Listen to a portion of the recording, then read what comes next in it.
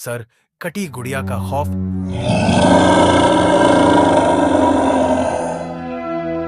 चंदनपुर एक ऐसा गांव जो हिंदुस्तान के दिल में घने जंगलों और ऊंची नीची पहाड़ियों के बीच बसा था। यह समय जैसे ठहर सा गया था।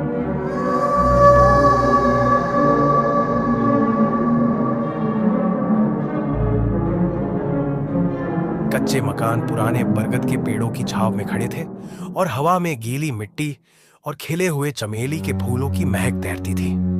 गांव वाले साधारण जिंदगी जीते थे, रीति रिवाजों और अंधविश्वासों से बंधे हुए। खेतीबाड़ी और त्योहारों की रौनक में उनका दिन गुजरता था। लेकिन इस खूबसूरत गांव के पीछे एक डरावना राज छिपा था। सरकटी गुड़िया का खौफ जो पीढ़ियों से गांव वालों को सता रहा था। कहानी शुरू होती है कई दशक पहले, जब गांव में बिजली का नामो निशान नहीं था। उस वक्त चंदनपुर के बाहरी छोर पर एक खिलौने बनाने वाला रहता था, जिसका नाम था मदन। मदन इंसानों से ज्यादा अपनी गुड़ियों के साथ वक्त बिताता था। उसकी बनाई गुड़ियां इतनी जीवंत थीं कि लगता था जैसे वो सांस ले रही हो। गांव में त्योहारों के दिन उसकी गुड़ियां हर घर की शोभा बढ़ाती थी। बच्चे उसकी दुकान के सामने जमा हो जाते और उसकी बनाई गुड़ियों को देखकर खुशी से चहकते। लेकिन मदन का एक और चेहरा था, जिसके बारे में गांव वाले फुसफुसाकर बात करते थे।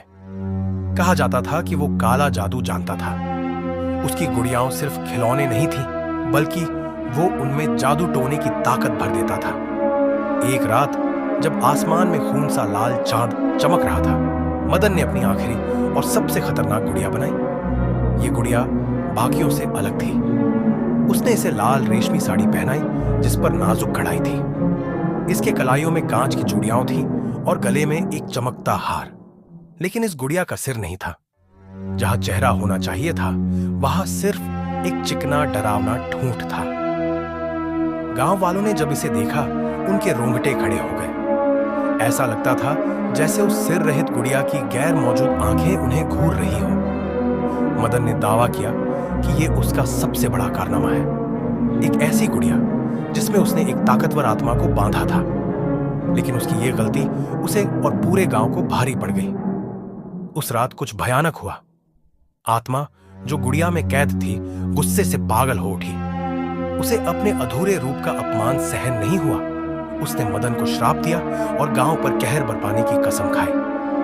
सुबह जब गांव वाले मदन की झोपड़ी में गए तो वो गायब था। उसकी गुड़िया जंगल में पड़ी मिली। उसकी लाल साड़ी खून से सनी हुई थी। बस तभी से सरकटी गुड़िया की दहशत गांव में फैल गई। वक्त बीता और सरकटी गुड़िया की कहानी एक किंवदंती बन गई। गांव वाले इसे बच्चों को डराने के लिए सुनाते थे, लेकिन यह सिर्फ कहानी नहीं थी। हर कुछ सालों में कोई ना कोई दावा करता कि उसने रात के अंधेरे में जंगल में उस गुड़िया को घूमते देखा। उसकी साड़ी जमीन पर घिसटती थी और उसकी चूड़ियों की खनक हवा में गूंजती थी। इसके बाद गांव में अजीब घटनाएं होने लगती। खेतों की फसलें सूख जाती, जानवर बिना वजह मरने लगते और कभी-कभी लोग गायब हो जाते। जीतियन बाद उनकी लाशें मिलती, बिना किसी निशान के, जैसे उनकी जान किसी ने चुपके से चूस ली हो। गांव वालों का मानना था कि गुड़िया अपनी अधूरी शक्ल का बदला ले रही थी। इसके बाद कोई भी रात में जंगल की तरफ जाने की हिम्मत नहीं करता था। साल 2025 तक चंदनपुर का रंग फीका पड़ चुका था। गांव के ज्यादातर नौजवान शहरों की चमक दमक में खो गए थे। अब गांव में सिर्फ कुछ परिवार बचे थे जो अपनी पुश्तैनी जमीन छोड़ने को तैयार नहीं थे। इन्हीं में से थी अंजलि, एक 25 साल की लड़की जो अपनी मां की अचानक मौत के बाद गांव लौटी थी। अंजलि बाकियों से अलग थी। वो पढ़ी लिखी थी और गांव के अंधविश्वासों पर यकीन नहीं करती थी। बचपन में उसने सरकटी गुड़िया की कहानी सुनी थी, लेकिन उसके लिए ये बस एक डरावनी कहानी थी जिसे बड़ों ने गढ़ा था। अंजलि अपने परिवार के पुराने घर में रहने लगी। ये घर गांव के आखिरी छोर पर था, जंगल के बिल्कुल करीब। घर जर्जर हो चुका था, लेकिन उसमें अंजलि की बचपन की यादें बसी थीं। पुरानी तस्वीरें, जंग लगे बर्तन और एक छोटा सा लकड़ी का डिब्बा जिसमें उसकी मां के गहने रखे होते थे।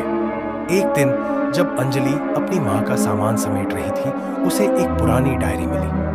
डायरी के पन्ने पीले पड़ चुके थे और उसकी स्याही धुंधली हो रही थी। अंजलि ने इसे खोला और जो पढ़ा उसने उसके होश उड़ा दिए। डायरी में उसकी मां ने लिखा था कि सर, कटी गुड़िया कोई कहानी नहीं बल्कि हकीकत थी। उसने बताया कि जब वो जवान थी तब उसने गुड़िया को देखा था। वो जंगल में थी जब उसने एक लाल साड़ी वाली आकृति को पेड़ों के बीच से गुजरते देखा। उसकी चूड़ियों की खनक ने उसका पीछा किया था। मां ने लिखा था कि वो उस रात किसी तरह बच गई, लेकिन उसके बाद उसे हर रात सपने में वो गुड़िया दिखती थी। डायरी के आखिरी पन्ने पर एक चेतावनी थी। गुड़िया का श्राप खत्म नहीं हुआ, वो अभी भी जंगल में है और वो हर उस इंसान से बदला लेगी जो उसका रास्ता काटेगा। अंजलि को यह सब बकवास लगा। उसने डायरी को एक तरफ रख दिया और अपने काम में लग गई। लेकिन उस रात कुछ अजीब हुआ। आधी रात को उसकी नींद टूटी। बाहर से एक हल्की सी आवाज आ रही थी, जैसे कोई धीरे धीरे चल रहा हो। अंजलि ने खिड़की से झांका, लेकिन अंधेरे में कुछ दिखा नहीं। फिर उसे सुनाई दी चूड़ियों की खनक हवा में तैरती हुई। उसका दिल जोर जोर से धड़कने लगा। उसने खुद को समझाया कि ये उसका वहम है और वापस सोने की कोशिश की। लेकिन सुबह जब वो बाहर निकली तो उसके दरवाजे के सामने मिट्टी में एक छोटा सा नक्शा बना था, एक गुड़िया का जिसका सिर गायब था। अंजलि ने गांव वालों से इस बारे में बात की, लेकिन सबने उसे चुप रहने की सलाह दी। गांव की सबसे बुजुर्ग महिला दादी मां ने उसे चेतावनी दी, बेटी, उस गुड़िया को भूल जा।